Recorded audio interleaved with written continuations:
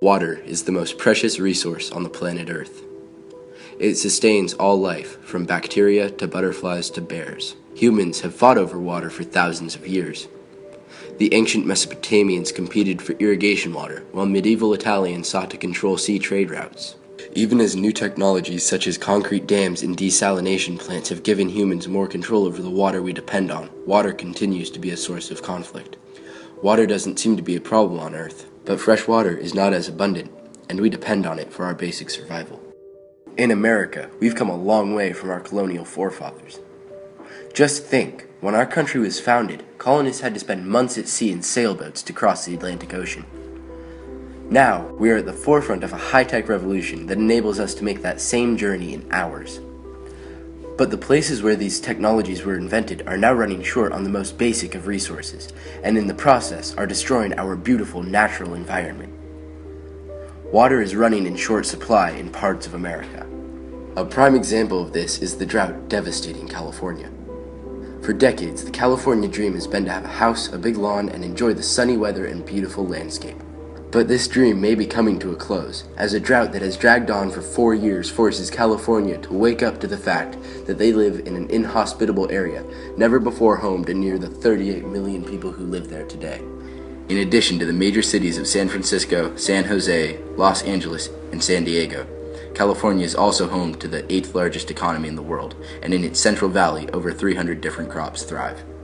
However, after 4 years of drought, cities that already stretched water resources thin are now completely running out of water, as the states of California, Nevada, Arizona, and Colorado see reduced rainfall. Some think that this is just a temporary drought, but climate scientists and public officials agree that this is a permanent change. In California, some people no longer have running water and have to go to a public gym to shower.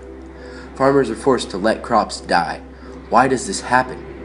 Because Americans use huge amounts of water and we're incredibly wasteful. Much of the water that supports the Southwest comes from the Colorado River. The river, which starts in Colorado, should empty into the Gulf of California, but in recent years, the river has been so overused that it no longer flows to the ocean. Instead, its waters go to support vast farmland and bulging cities in the US and Mexico. The river no longer sustains over 2,300 acres of wetland, nor is it home to anywhere near the 150 species that have lived there for thousands of years. The American water conflict is a realization that the seemingly endless growth in the American Southwest is unsustainable and is at the expense of the natural environment. But this problem is not limited to the states of California, Nevada, Arizona, and Colorado, nor do they deserve all the blame. The reality is that we, as Americans, use way too much water. The US uses more water per capita than any other country in the world. In other words, on average, Americans use more water per person than any other country on Earth. While it isn't good to waste water, this gives us, as Americans, a unique opportunity to have a real impact on the current water crisis. Reducing the amount of water you use is easy and has a real impact for the water-starved ecosystems in the US. So next time you take a shower or buy an almond, remember that your actions have a real cost to the environment, and it is your responsibility to conserve the water we have left. Now,